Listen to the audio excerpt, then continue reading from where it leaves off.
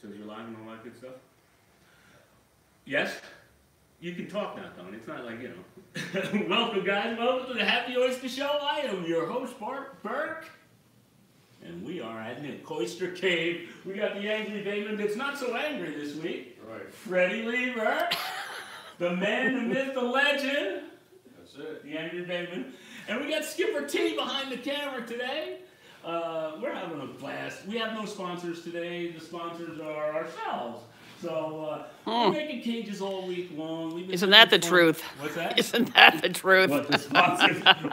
we're our only sponsors? No matter what. Boy. You know, you got to start somewhere, Skipper T. C is for cage, the cold, the weather. It was chilly this week. But then, what are you're giving me that look? Wasn't that chilly this week? It wasn't that chilly this week. It wasn't. Excuse me for a second. Frederick, this week was Martin Luther King Day. How cold was it on Martin Luther King Day? All right, one day. One day. Not the week. You know, it was cold, man. And then all of a sudden yesterday, I felt like I could go in my swimming suit. It was 53 on Thursday, so but... the temperature is doing this and this big time. There's definitely something going on in the universe. I'm going to tell, or in the world, I guess, maybe not the universe, but, you know, global warming, whatever it may be. It's la verdad, right. Climate change, however you want to call it. I don't remember it ever being multiple swings. Like, I mean, we had damn close to 0 that one day. It was like 8. We had ice, man. Yeah. Freddie went ice boating, as a matter of fact. And then it was nice. So what I'm getting at, being an oyster farmer, you got to swing with the weather. You got to do what you got to do. It's one thing to be slave to the tide and whatnot, and if you can avoid being slave to the tide, personally myself, I'm in, okay? I hate that. You're constantly changing, and but weather, nothing new to me. I've been dealing with that for all my life, scheduling around the weather. So on the bad days, you've got to be inside taking care of gear, and on the good days, especially in the wintertime, you've got to be out there harvesting because you want to have a year-round crop. It takes a little bit of moxie, a little bit of chutzpah. It takes a little bit of gonad. Insanity is the word. Insanity, you think? Yeah. I think you hit the nail on the head, Freddie. Yeah. Exactly. Cut to the chase. I don't look at it as insanity. It takes to go out there in the freezing cold, and I was out there on Tuesday. And Wednesday. Tuesday, the day that Freddie went ice boating, and he emailed me, and I'm like, I was thinking, oh man, I was thinking, I could do that, I gotta go to work. But anyway, I went to work. It's all right, I love going to work. Anyway, it was a double heat warmer day on the feet. If you got the right gear, it's not that big of a deal, man. Everybody makes this big spiel, and they got these pictures, and they follow all these other oyster farmers and whatnot. And I love you guys. You guys are the best. And, you know, it's all like, oh, it's so cold, it's so cold. It is a little bit of a challenge, you know, to be able to battle Mother Nature like that. So you get all geared up, and you go out there, and then you find out you got to take a leak. But no, it's not that bad. It wasn't that bad. I don't think it's that bad. Fred calls it insanity, but anyway, Fred get all bundled up, and you don't talk about insanity. He's scooting along the ice in some lake down there in Manorville. That's right. So, you know, it's all what you deal with it. How much, again, if you got the gear, but if you can avoid it, so be it. Again, schedule your weather, schedule your plan. And in the great words of wisdom of Joseph E. Pescasolido, plan your work and work your plan. That was my father-in-law. That's Skipper T's old man. Yeah, and you know what? It makes sense. Hey, we have a first question of the day. First question of the day. From Artie Mike. How many baby oysters Oh, here we go. Numbers. Pushing the numbers. fit in a cage? So there's a lot to go with that. Good question, Artie. Excellent question. And densities and all of these above and all of that and pushing the numbers and whatnot have been what we've been doing all week long.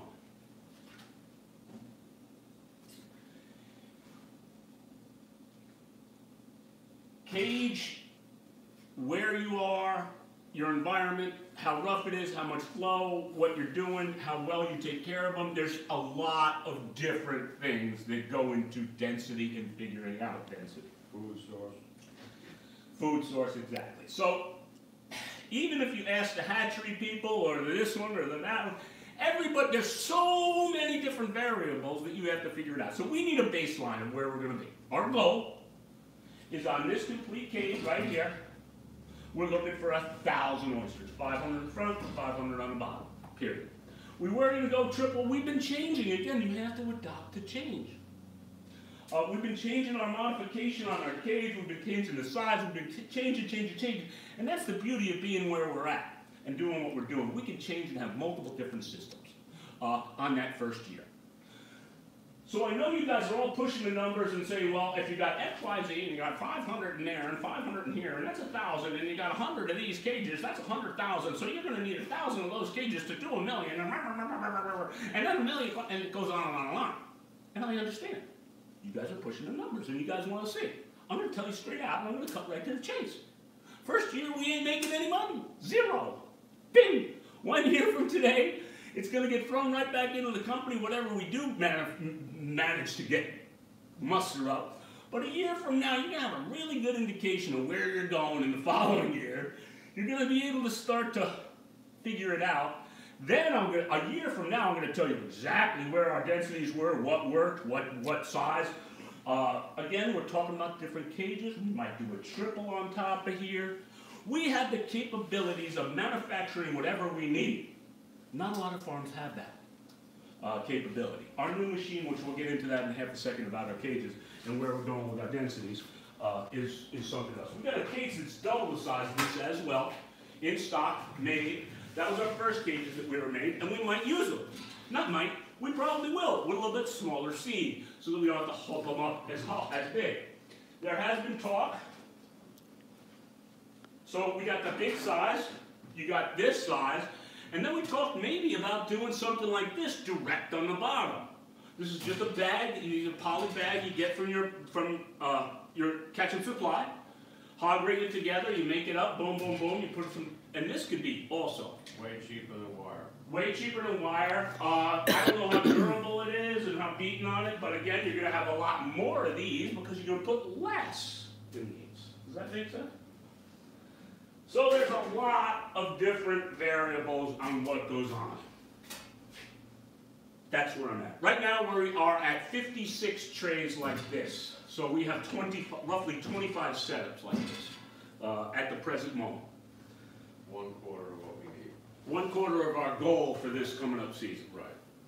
Now that includes this, what I've made up over here, and the stuff we got out back. Right. And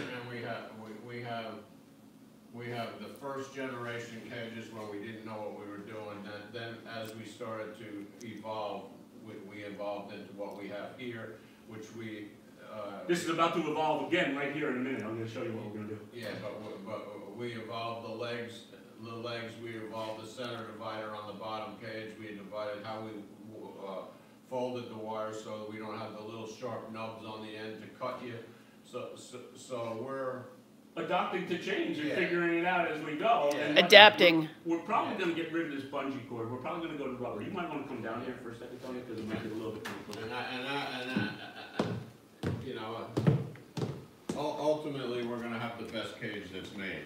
Oh, as progression goes for Right. our location. Right. Again, certain locations might have a different type of program. As you can see on the bottom of ours, we went to a little bit more of a pointed table.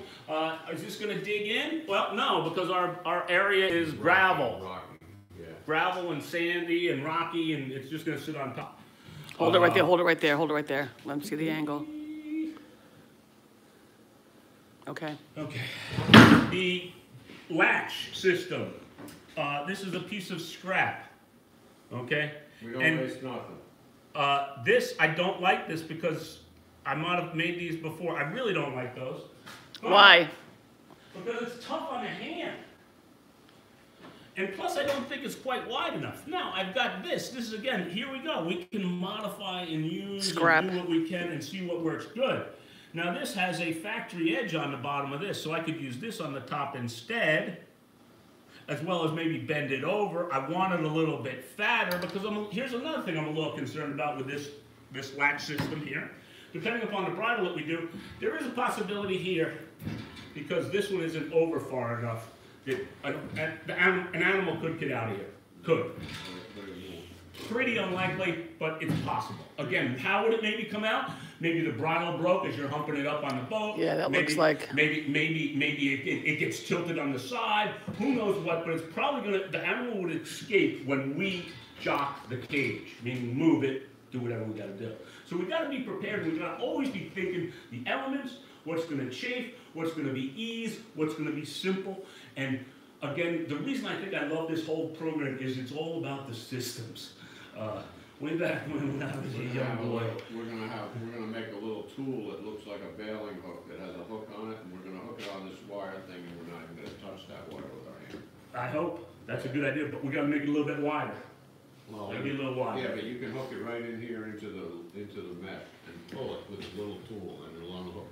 Yep. You won't even touch it. All right, see, Fred is thinking all the time right off the bat. There we are on that. The systems are so critical in manufacturing and when we're doing our thing.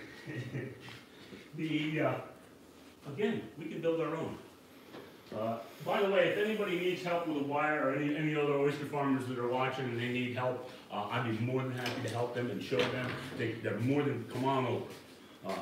Please, we all got to stick together. We got to make Long Island great when it comes to oysters. I see it coming. All right, I just wanted to show you when I talk about systems and whatnot.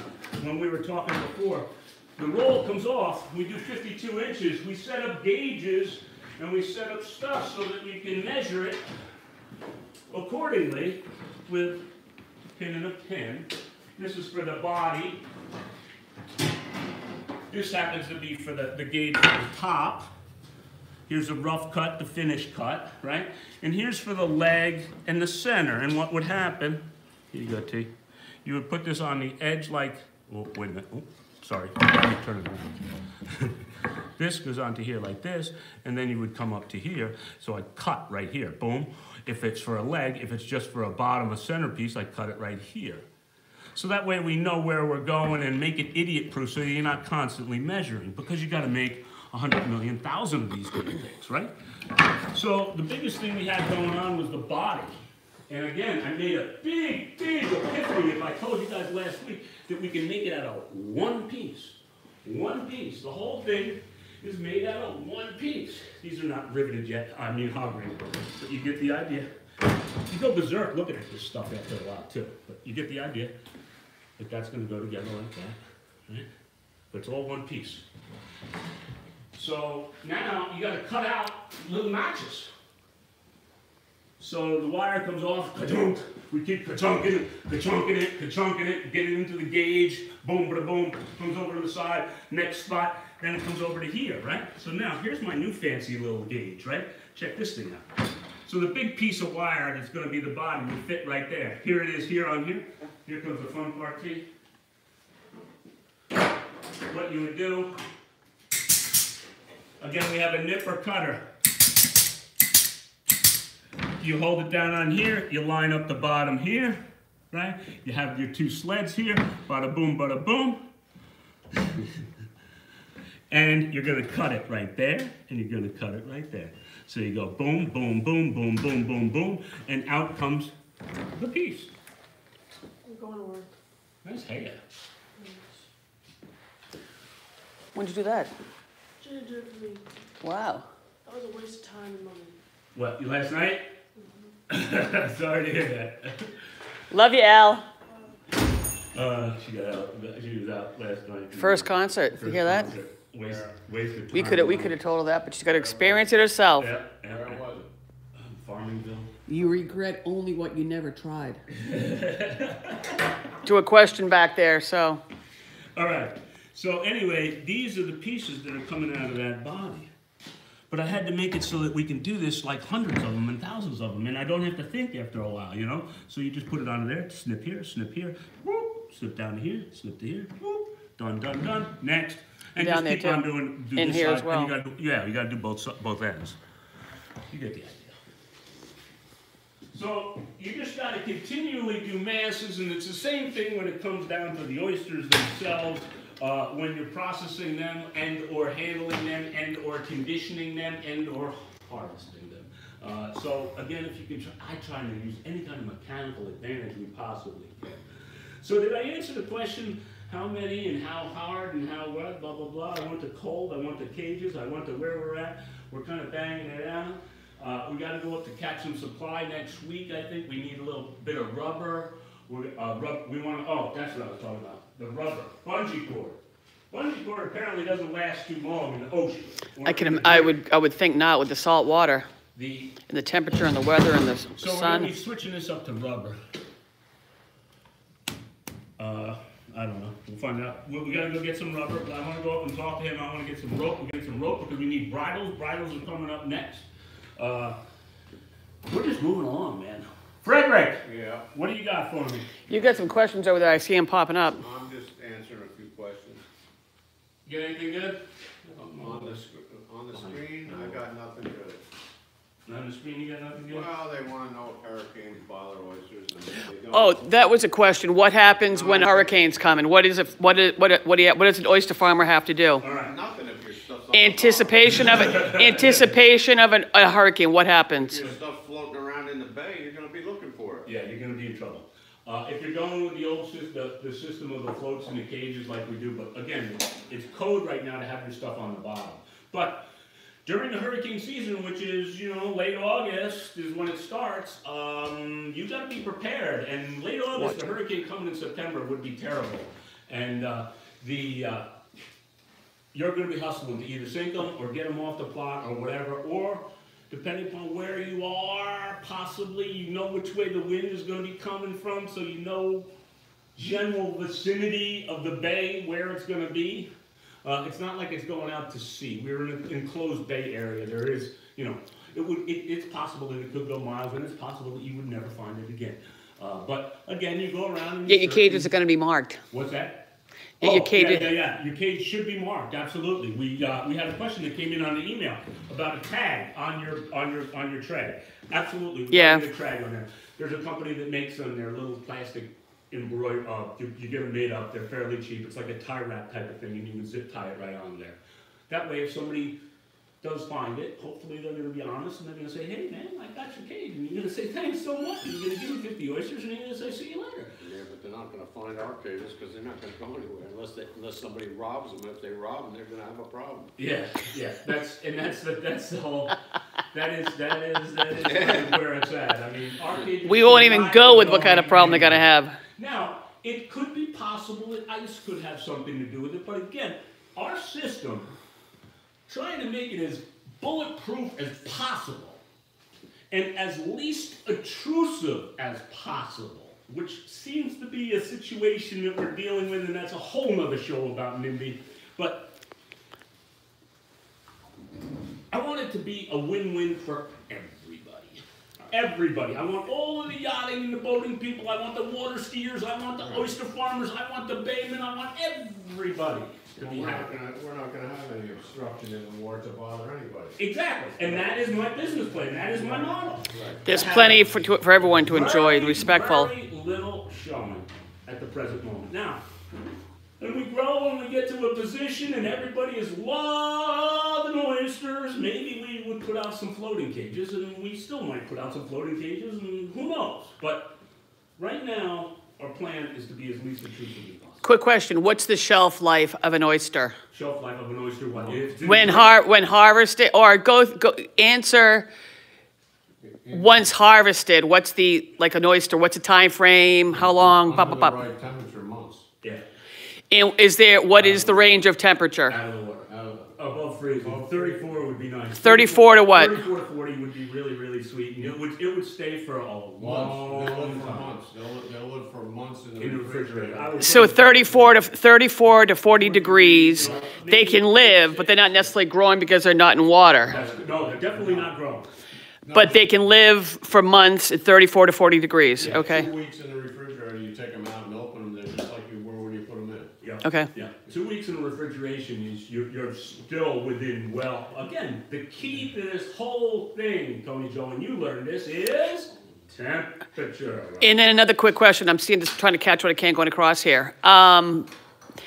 Should oysters, when they are harvested, should they be hanging out in a bowl of water? Thank you, whoever's asking these questions. They're dead. They're dead. They're absolutely not. No.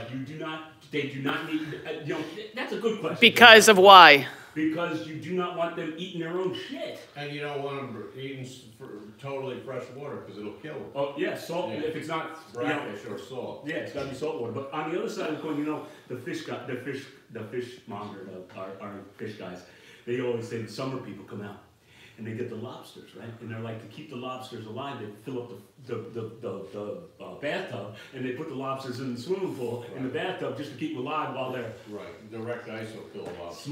smart like tractor, Yeah, you know? direct ice will kill a lobster. So, but oysters should be iced and it should be draining. There is an issue of when they are in a cooler, the cooler has to be self-draining. That means the plug is undone and you leave it off. So that way it's always draining out. Your boxes, your wax boxes gotta have holes in it so that they drain through. You cannot leave oysters in standing water. Excellent, excellent question. Thank you so much, and that is a very, very critical thing. Oysters, you should bring them home, take a scrub brush, put them under the sink, run cold water on them, scrub them, and then put them in a tray or something in the refrigerator. Cup side down. Cup side down, and just leave them alone. Cup side up, rather. I should Yeah. say. Flat side down. So the juice, you know, cup side up so that the juices don't flow out. You know, you want to keep the juices in the cup. So. In seasonality, as far as oysters, what is the desire to eat oysters? Used to be you were only Once- supposed to do it in the once. R's, but now Once. now it doesn't matter. You can eat them any time of the year. In the United States all year round. Correct. The best times of the year, I think, to eat them are like right about now. Cold Because they water. are in the Cold cold, water. they are all plumped up, they are going into a little bit of hibernation for the next couple of weeks. They are ready to go. They are juicy and sweet. And you can attest to that, Tony Joe, this past week. Oh, yeah. They are really, Yeah, shout out to Great Gun Shellfish. Yummy, yummy, yummy, yummy, yummy. really good right now. And yet, they're really good now, but and if I'm not mistaken from the NACE meeting, Europe, across the pond, their consumption of oysters is geared to Christmas, primarily Christmas and the cold weather, so kind of opposite of us. Well, I don't know. We do a lot of oysters. Do a lot of oysters in the holidays around here too. Yeah. But maybe our direct area, because we are so seasonal and so summer locally, our oysters are definitely in the summertime here. But it's getting to the point now that you're able to ship your stuff around the world without a lot of hassle. Are you able to differentiate a male from a female oyster? No, not until you put them in a warm bath in the spring and you see how they spawn. Thank you. You're welcome. There's a thing called an ice buoy, which is it's a square 4x4. Well, that's what we're talking Right. about doing, right? We're talking about, I just wanted to lay this out, 'cause if you put a buoy, a round buoy, or some kind of a floating buoy in the water, when the ice is gonna form, the ice it'll freeze in the ice on the surface, and then when the tide starts to go with the wind, it'll be frozen in the ice, and the whole sheet of ice will move, and it'll drag away your buoy and your anchor or your cage or whatever. So there's a thing called an ice buoy, which is No kidding. it's Yeah, we're it's gonna a make- we're stick, gonna- like, it's a post like this, and it's a 4x4, and it's Here's a piece of mahogany 4x4, right? Yeah. To demonstrate on that. It's like, it's this size, and it's longer, it's maybe about 5-6 feet long, and it's weighted on the end, so it floats in the water up like this. So what happens is, It's pointed. It's pointed. yeah, and Oh. it's floating in the water, and it's attached here to an anchor in the water, but the weight on it, it holds it up like this, so it floats up. It doesn't float like this, it floats like this. Vertical. Yeah, and usually the top of it's painted one color, and then the part just above the water is painted black. So what happens with black bottom paint, so that the anti-fouling, so that junk doesn't grow on it. And what happens is the no. ice freezes around the post in the water like this, and then as soon as the sun gets on it, The black. it warms it up a little, so it melts the thing, so it's loose in the ice. And then when the ice moves, it tilts it over and it just slides the ice off of it. And then when the ice goes by, it just pops up again. Where is that buoy? Especially, you gotta shave these Yeah. off and make this a little bit of a point. Where is that? Always Where is that buoy position in reference to your farm, your oyster Well, farm? On ours, we're gonna put one in the center here, maybe next week. So Just the center of the entire farm? right now. Yeah, usually in the the center, but like a lot of the guys that are on the other side of the Peconic, they have ice buoys on the corners Yeah. to mark out their boundaries. Okay. Next year we'll have 4 corner You know, boundary. whatever, but Absolutely. you know, that's how you get around not having a round floating Ball. ball, Oh, okay. you know, They could fluorescent possibly- orange round floating ball. That would be down by Robbins Island. Okay. If it gets hooked, right. If it gets caught by the ice. Yeah. So that's how you get around that. Interesting. But again, if you have a whole, no, that's not yours. If you have a whole bunch Up of here, buoys, Fred. if you have a whole bunch of buoys or a whole bunch of stuff And swimming you on the don't- surface, yeah. there is a possibility of stuff going bye-bye when you Right, get swim. you're So gone, you're gone. do not Like leave stuff on the, if right, you- you got a new cup. Yeah, if you had that, if you had a regular buoy or a cork on all of your cages, so that you could just grab the cork and pull it up, that'll work fine as long as you're not in an area where ice will freeze, like over in Peconic. Because the ice will grab every one of those corks, and ice is so powerful. Ice is a force that you can't stop it. Once it starts to move, even if it's this thick, it moves. The It's wind- amazing. It's totally amazing. It can't be stopped. So it freezes into your cork, and that whole sheet of ice moves, and there goes all your gear to wherever that ice is going. It'll just drag it. And it doesn't matter if there's 1 cage or 500 cages. Wow. That you ain't stopping that piece of ice. It's gonna drag them. And the other thing too, we have to deal with too, one more thing about the winter and the weather, is the tides. Tides right now are big, huge, meaning big fluctuations. We've been having some super draining tides. And that could be a problem when it gets super cold. Right. Because now all of a sudden the tide comes in, Not for us. or not for us because we're not going to be exposed. We're not so Right. tied up. But if you've got your stuff on the bottom, your Right. stuff gets exposed, it Right. starts to freeze, tide comes in a little bit, Right. freeze a little bit more, now the tide goes out, Right. and guess what? Out goes all the rest of your gear. But So there's a lot of different things that you got to worry But about. oysters have a natural antifreeze in them, and if they become exposed, even in 0 temperature, they won't freeze. Not for Not in a not, tidal cycle. not in If 6 you put hours. them in here, they'll freeze. Right. In a tidal cycle, where there's a 6-hour tide cycle, Yeah. they can be exposed for the tide cycle, and they won't freeze because Okay. there's a natural antifreeze in them. But after Wow. 6 hours. Sorry guys, that's aggressive. It's got something to do with, just like turtles and alligators and everything, they have they don't freeze. Turtles don't freeze. They got, okay. They got natural glycol in there. or Right, something. right. All right, how long are we on for? How many minutes? Is that it? Half hour? We're done? Any other further questions? 28 minutes. No, but can we do, where I'm filming and Freddie's back at the computer, can you guys, everyone who's watching, can you give a shout out? And Freddie, can you call out who's, Give a shout out there to who's out there watching. we got Kevin from the Pacific Northwest. Hey guys, if you're watching, give us a shout out again and where you're from. We can call out to you. Willard, We got Willard Buchanan. We got Zebra Fetish. Kevin Grover. Willard again. What's going on, guys? Thanks so much for tuning in. Allen City, Alan C's in the house. Kevin Grover. Soundtrack of our lives. Bring it on home. I love seeing how many people and where they're from. Sweden. St. Paul, Minnesota. Oh, Artie, you're from St. Paul? Cool. Yes, there you go. Ranchero, Cucamonga. That had they had one of them shows on there. What's the name? Southern California. California. So yeah, but they had one of them where they buy the storage lockers. Oh, They're always going to Ranchero, Cucamonga. Yeah. Connecticut, there you are. Maryland, Sarah. Wisconsin. Wisconsin, Trailvega, bring it on home. That's so cool. I love that. Have them share us. Have them send comments. Have them. I love having everybody around the world. Sunny San Diego. Rub it in. Rub it in. Yeah, right. That's all right.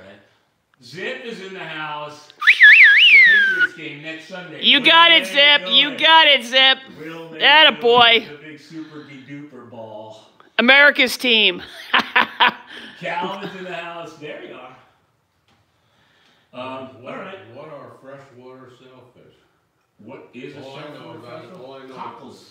Cockles are. We get Howard from Massapequa. Cockles are also in saltwater too. Well, freshwater clams, they're over the Peconic River. They really, yeah, okay. Are we gonna try to breed our own oysters? Breed our own. Maybe. Meaning hatchery? No, probably not. Not We're now. not prepared for a hatchery yet.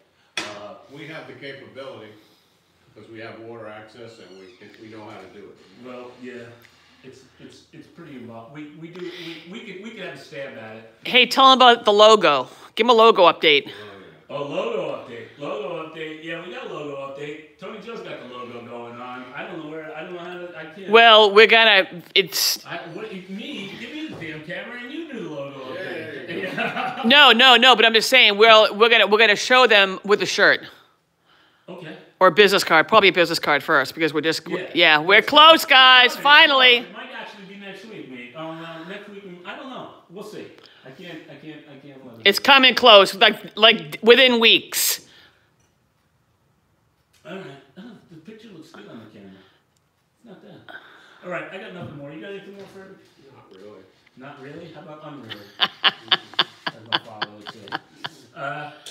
I gave them a shot of Rhoda. You got him a shot? Yeah, well, it's in the house. I really appreciate you guys tuning in each and every single week. You guys are loyal fans, and I really, from the bottom of my heart, deeply, deeply appreciate it. Our show would be half as much fun if it wasn't for you. You guys are what makes us tick. So please continue to tune in. We love you guys. Support our sponsors that we don't have any of yet. And don't forget to rate, comment, and or subscribe. Already my bike industry. Party. Over. All right, everybody, have a great week. Be safe, love your neighbor, be good, and we'll see you next week. See you next week. Don't forget to tell everybody. Yeah. See you. Thumbs up. All right. That's good. That's cool. Hit the home button. Yeah. Hit the home button. It's off where it says go. Live. What? What is this?